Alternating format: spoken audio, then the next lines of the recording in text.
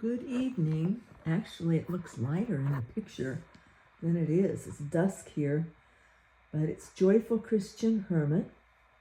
And I found this, I love this.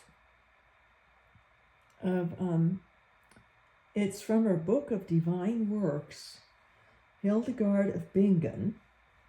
She was 12th century for most part, 12th century abbess, doctor of the church, Benedictine, and also a mystic. And she was just wonderful.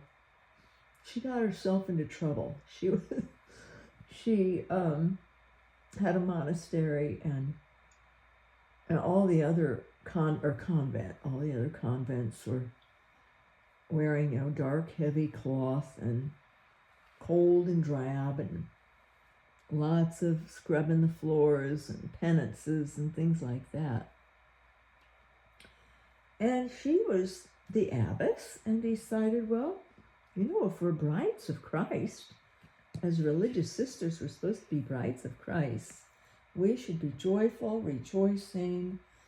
She was very creative, Hildegard was. So they wore gossamer gowns and like brides, bridal or bridesmaids gowns, and would wear halos of flowers, rings of flowers in the spring and summer, rings of flowers in their hair. And they'd dance and they'd sing, and it was just a total different approach to religious life than what had been, and obviously what was after.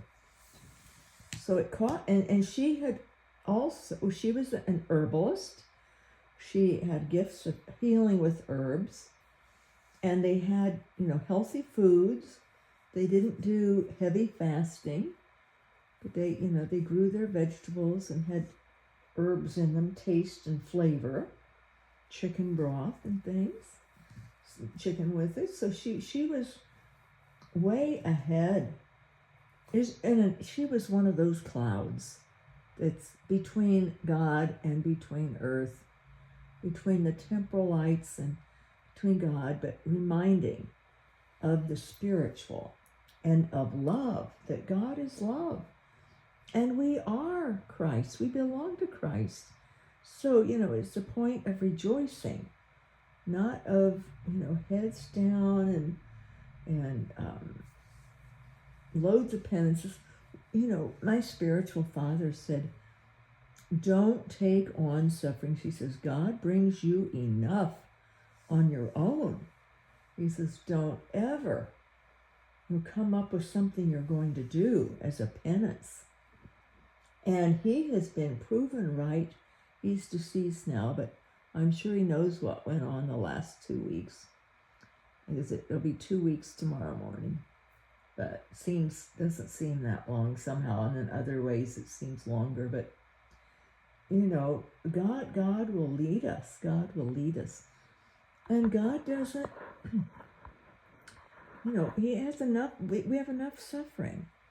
We don't need to bring it on ourselves. Do things to ourselves.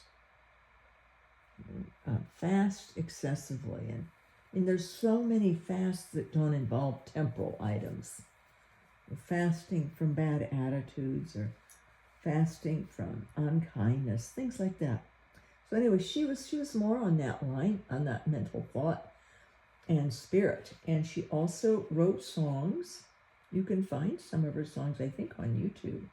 I have a CD. I still have a CD player.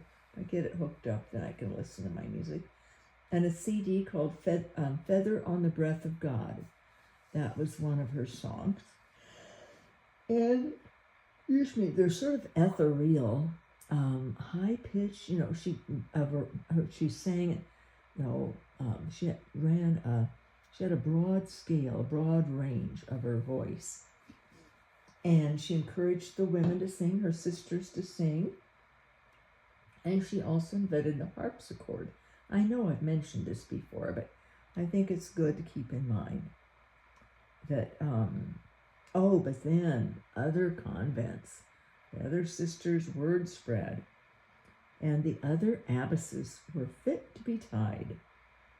But here was, because everybody wanted to be like Hildegards, they, the abbesses would poo-poo it, and say it was scandalous and terrible and whatever, and they complained to bishops, and sure enough, the bishops started investigating. They did an investigation of Hildegard.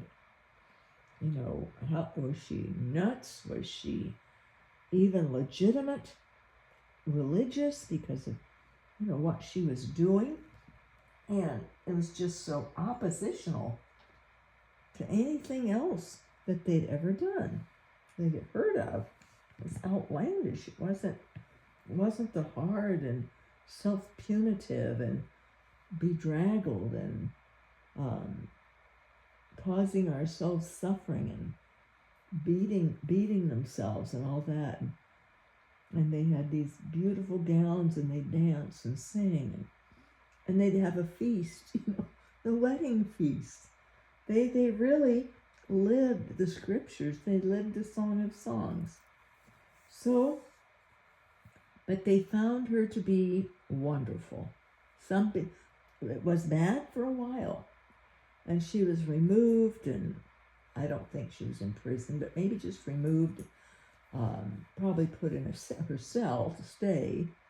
Wasn't allowed to be an abbess anymore. But then some bishop realized, no, she's actually doing it right, leading correctly, according to scriptures and in love. God is love. And, the joy, the peace, the kindness, all that. So she was reinstated and continued on doing marvelous things. And she wrote her Book of Divine Works. It's called that, Book of Divine Works. I think she had ecstasies. I have her book here, this big book on Christian, Western spirituality, and it's her, a biography of her, and then all of her, the Book of Divine Works is in it. So I want to start in on that, but this is what she wrote. It was from that. Man united to God penetrates the entire world. Man in the structure of the world is, so to speak, in its center. Man, in other words, has more power than other creatures that remain in the same structure. Man in the center of the world, the structure of the world, in the structure of the world, all that together, has more power than other creatures that remain in the same structure. However, because if he is small by his stature, he is great in the energies of his soul. That's humankind. You're great in the energies of the soul. The head lifted and feet well planted, it is able to move the elements from above like those from below. She's getting mystical here. She's getting spiritual. The works of his hands, humankind's hands, who are so connected with earth, planted firmly with earth and with God, in the center, centered with God. The works of his hands penetrate everything because he has, through the energy of the inner man, the possibility of implementing this power. The body is greater than the heart, but the energies of the soul are powerful in power of those of the body. The heart is hidden at the bottom of the body, but the body is surrounded by the energies of the soul that extend to the whole world. Thus, it is through the knowledge of God, consciousness united to God, that the faithful one exists. She tends to God in the constraints of the spirit of this world. In all of its businesses, prosperous or opposing, it is to God that he aspires, humankind aspires. She switches back and forth with male and female pronouns. Sorry about that. In them, he never ceases to show God all the love and respect that animates him. A little bit more. I gotta scroll up. The soul contemplates from her eyes of the flesh the creatures that surround her, but by faith it is God that she sees. She recognizes him in all creatures because she perceives their creator. It's just so filled with love and joy and truth and beauty and goodness. So I like this, and I'm going to delve into. Now today I rested a lot. I didn't sleep. I needed to sleep, and I'm going to sleep tonight. But I got up, I did a load of laundry, walked around some, and get back on with ice on the back. And then I went outside to check because I knew things needed watering. I still have things in back to do, but I only went out in front. And I noticed the front yard had not been mowed, not for a while. So it was high. So I mowed the front yard. The old lady did. And it was very, very hard. I went out with the cane and got the lightweight little electric lawnmower out of the garage. Right there. The battery was charged. My grandson had charged the battery. And so I got all hooked up. I used the cane. I took the cane with me, with the lawnmower. I just sort of hooked it up to the handle because I knew I'd be okay if I could hold on to the lawnmower and push with my legs. It's a lightweight little lawnmower and battery operated. So I did that.